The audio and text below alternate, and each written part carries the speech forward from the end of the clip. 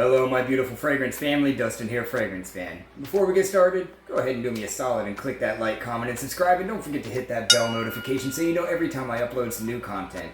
For those of you who already support my channel, thank you guys so much for helping me with what I do, because my aim here is just to continue to give you guys these budget-friendly fragrance reviews, that $40-ish and under dollar range. Most of these are going to be less than that. A good chunk of these you can pick up at your local rack stores. I'm going to let you know what I think about a whole bunch of different inexpensive fragrances. The one I'm talking about today has been out for 20 years now at the recording of this 2003 release. I'm talking about a woody aromatic. You often hear about the other ones, vintage black. You hear about copper all the time, but you never hear about, and by the way, I did not match this fragrance with my shirt on purpose whatsoever. Maybe it was subconscious or something that I chose the two together, but I promise I didn't. So I'm talking about Kenneth Cole's Black. So you can see that this is a tester, so I don't have the cap or any of the full presentation, but you can see that it is a translucent type of a bottle, and the atomizer itself is astonishingly average.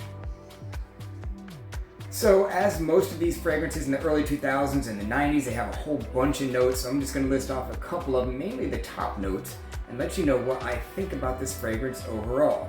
In the top, there is mandarin, mint, ginger, and basil. There's a small amount of basil. There's not a whole lot, and you probably wouldn't even detect it if you didn't know that it was in there. But it is there. The mandarin and the mint come out quite heavy in the opening, and a little bit of ginger gives it some sparkle and even some spice as this thing starts to dry down. 20 minutes about into this fragrance, the ginger and the nutmeg and some of the cedar starts coming out. There's other notes in there that are giving it a spicy type of a feel. Black is in this name, but black is not in this DNA whatsoever. This to me is more of a green, spicy type of fragrance where it's great in the spring, great in the summer. I think this could go good for a night out because it does have some depth. There's some incense in this too, which you can kind of detect. It gives it a little bit of richness along with that freshness that this thing has to offer. The performance on this is actually pretty decent. I get a good 6 or 6.5 hours every time I wear this. And even though this isn't what I would have considered that compliment, mass-pleasing type of DNA, it is liked pretty much by everybody.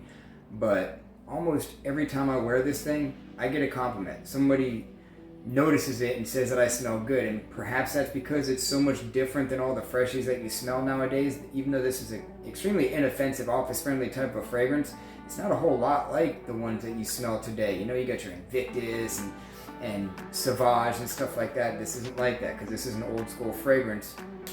And it's kind of not talked about a lot. It's almost under the radar and forgotten about, and for whatever reason, this is still a great, relevant fragrance today. I give this thing a 7 out of 10. It checks most of the boxes. It's inexpensive. You can probably find this for at the most like $30. The performance is good, compliment factor's up there, versatility is decent on this too.